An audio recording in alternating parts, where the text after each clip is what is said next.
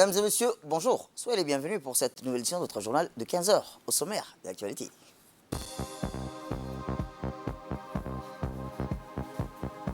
À la une dans l'actualité nationale, cérémonie de la signature du deuxième contrat de subvention aux initiatives locales entre l'Union européenne et le ministère de la décentralisation. Et dans l'actualité internationale, l'ONU, Antonio Guterres, reconduit à la tête de l'ONU pour un mandat de 5 ans. C'était le titre. Merci si vous nous rejoignez. Le président de la République, son Excellence Ismaël Omar Guelleh, a salué la mémoire de feu Kenneth Kaunda, l'ancien président zambien et père de la nation de ces pays d'Afrique australe, décédé jeudi à l'âge de 97 ans. Digne fils de l'Afrique, il aura été de tout combat en faveur de l'autodétermination des peuples du continent. Se réjouit du président Guelleh, qui s'est surtout souvenu du précieux appui qu'il a toujours apporté au mouvement engagé dans la lutte contre le régime de l'apartheid en Afrique du Sud. Il restera gravé aussi dans la mémoire collective de ses compatriotes pour l'engagement sans faille qui fut le sien lors des sensibilisations, a-t-il précisé, pour l'indépendance nationale de son pays, a ensuite noté le chef de l'État.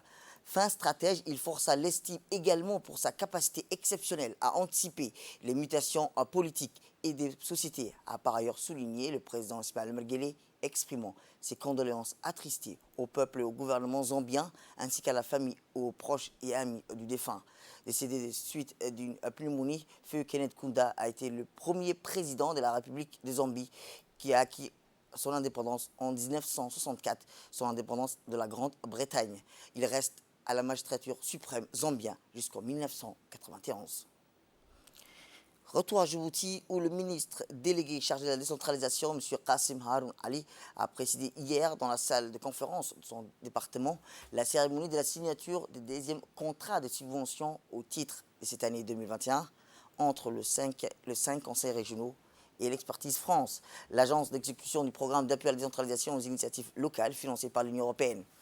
Rappelons qu'à la signature de ce deuxième contrat entre les conseils régionaux et Expertise France a porté sur la mise à la disposition des premiers des ressources d'investissement d'un montant global de 375 millions de francs de Djibouti et plus de 75 millions par région pour financer des projets d'infrastructure dans le domaine du développement économique et social, de l'accès à l'eau, du renforcement des services de l'administration régionale. Les premiers contrats de subvention signés le 3 février de cette année entre les collectifs locaux et Expertise France au titre de rattrapage de l'année 2020 portaient sur la réalisation de petits projets sur leur maîtrise d'ouvrage pour un montant environ de 10 millions de francs Djibouti par région. Les infrastructures réalisées dans le cadre de ces premiers investissements vont être inaugurées ces jours-ci. Et sur la durée du programme, ce sont environ plus de 260 millions de francs Djibouti qui seront octroyés à chacune des régions pour financer des projets de développement local. Dans son allocution d'introduction, le ministre délégué chargé de la décentralisation, Qassim Haroun Ali, a d'emblée souligné que les contrats annuels entre les conseils régionaux et Expertise France portant sur la mise en œuvre des investissements alloués aux premiers dont les montants sont prévus d'être plus conséquents au fil des années, visent à créer les conditions d'un développement authentique piloté par les acteurs du territoire et par le territoire lui-même selon leurs spécificités. Le ministre délégué a souligné que l'intérêt de cette approche de développement est qu'au-delà de la promotion économique, elle vise l'inclusion sociale et des participations citoyennes dans la gouvernance locale et la gestion durable des écosystèmes. Eh bien, notre équipe sur place a pu recueillir quelques réactions. Écoutons-le. Le ministère abrite cet après-midi une cérémonie de signature des contrats de subvention entre les régions et Expertise France. Donc c'est pour la deuxième année qu'on signe ces contrats. L'année dernière, pour 2020, nous avons signé un contrat pour 10 millions de francs Djibouti par région. Cette année, c'est un autre palier qu'on va gravir avec 70 millions par région. Cette cérémonie a été présidée, comme vous le voyez, par son Excellence Qassim Haroun Ali, ministre délégué à la décentralisation, en présence également des directeurs des opérations d'Expertise France, avec la participation également des représentants de l'Union européenne, du cabinet du programme ADIL et du DFE également, et des présidents des régions. Donc ces montants aujourd'hui permettra à chacune de nos régions de financer les projets qui ont été retenus comme prioritaires pour 2021. Donc c'est comme ça que nous travaillons. À cet égard, donc, je voudrais remercier les ministres d'avoir présidé cette cérémonie. Je voudrais également adresser nos sincères remerciements à l'Union européenne, à Expertise France, à la DFE et à tous les amis aussi qui nous ont invités à venir signer ces contrats. Santé à présent, où le secrétaire général du ministère de la Santé, Dr Salah Bennett Tourab, a présidé la cérémonie de clôture de la formation des formateurs sur le coaching clinique des soins essentiels du nouveau-né, organisée par la direction de la santé de la mère et de l'enfant avec l'appui technique financier de l'UNICEF. Cette formation s'est déroulée du 15 au 17 juin à la salle de réunion de l'hôpital Cheikho et a été marquée par les discussions et les recommandations pour les prochaines étapes, notamment le début des formations en cascade à l'intervention des prestataires en service et dans les différentes structures de santé.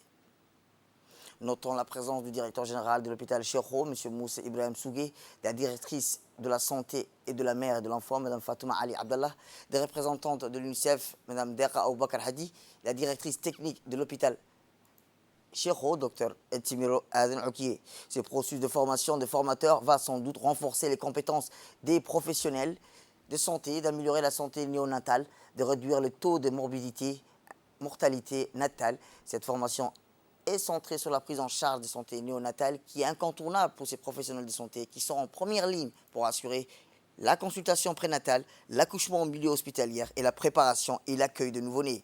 L'examen systématique des nouveau-nés avant la sortie de l'hôpital et le suivi néonatal en consultation postnatale ainsi que le suivi des soins à domicile.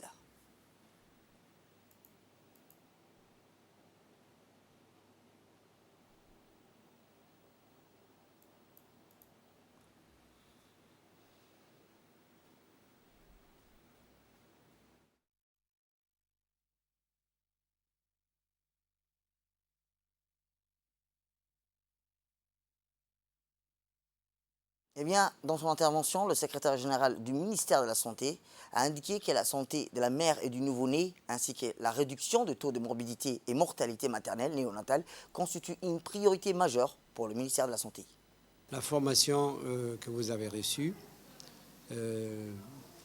va permettre, je crois, de rafraîchir pour ceux qui connaissaient déjà les gestes à faire et les conduites à tenir à faire, et pour les autres, à avoir appris les gestes essentiels pour maintenir la maman et le nouveau-né en vie.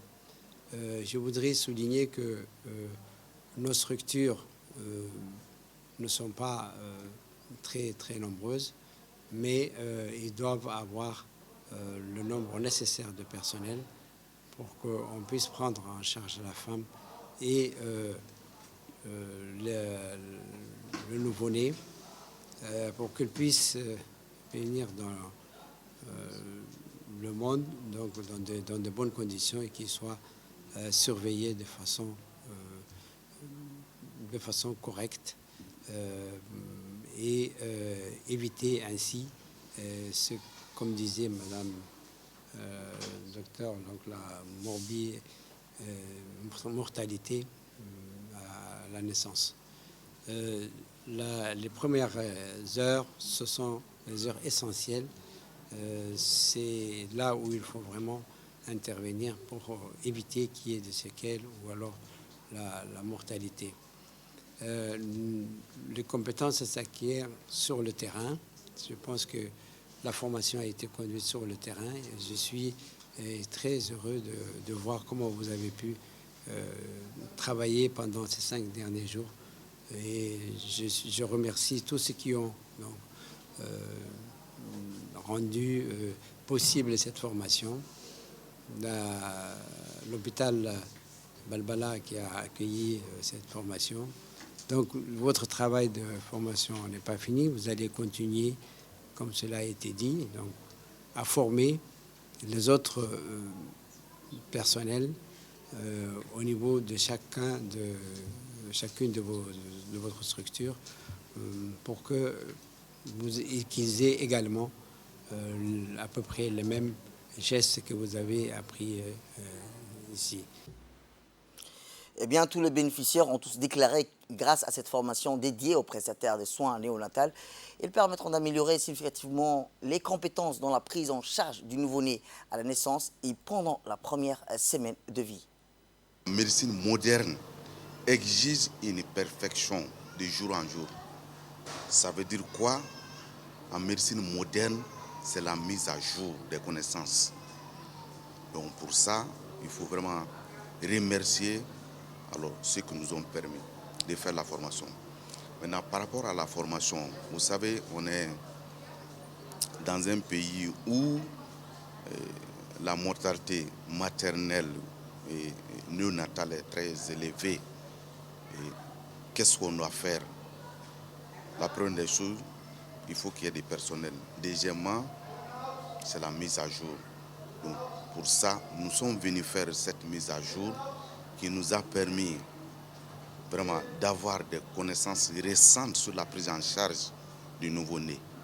Ça, c'est le premier aspect. Deuxièmement, nous allons transmettre les messages. Et troisièmement, ça doit répercuter sur nos pratiques quotidiennes. Ça veut dire quoi? Il doit y avoir une amélioration de nos pratiques quotidiennes après cette formation. Direction le sud, où en cette période estivale, bien de nos compatriotes de la capitale fuient la chaleur pour se rendre dans les pays voisins durant la période d'été. Eh bien, le ministère de la Santé a mis à disposition des dispositifs de contrôle et de surveillance contre la Covid-19 au point d'entrée dans notre pays. À Galilée, par exemple, le centre de quarantaine du dépistage est opérationnel et fonctionnel et doté d'un laboratoire entièrement équipé et dédié aux tests cellulaires, qui permet de décupler la capacité des testings au niveau de ces postes frontières de Galilée, particulièrement très fréquentés par des voyageurs circulant dans le sens de ce point frontalier. Ainsi, le centre d'équipe d'ambulance des équipes, celui-ci répond à un double impératif. D'abord, celui de renforcer l'impératif face au Covid-19 et pour empêcher tout risque d'introduction du virus sur notre territoire. De la Covid-19 pour désengorger les hôpitaux de la ville qui se trouvent au sein de l'hôpital. Nous prenons en charge les cas de Covid-19 graves, c'est-à-dire avec complications respiratoires, mais aussi les autres complications. Et enfin, dans l'actualité internationale, je vous le disais dans le titre, Antonio Guterres entame son deuxième mandat à la tête des Nations Unies jusqu'en 2026. L'Assemblée générale de l'ONU a entériné sa reconduction par acclamation et sans vote. Ce n'est pas une surprise, le secrétaire général avait reçu la bénédiction du Conseil de sécurité le 8 juin dernier. Un avis crucial dans le processus de nomination. Antonio Guterres est appelé à un monde plus éthique et plus solidaire pour parvenir aux risques majeurs à venir. Cela signifie-t-il, a-t-il dit, plus d'investissement dans les biens publics mondiaux qui nous soutiennent. Tout cela nécessite un multilatéralisme revigore. L'ex-premier ministre portugais de 72 ans connaît bien la maison onusienne. Il avait aussi été haut-commissaire des Nations Unies pour les réfugiés entre 2005 et 2015, avant son premier mandat en tant que secrétaire général des Nations Unies. C'est la fin de cette édition. Merci à vous de nous avoir suivis. Restez avec nous pour la suite de nos programmes télévisés.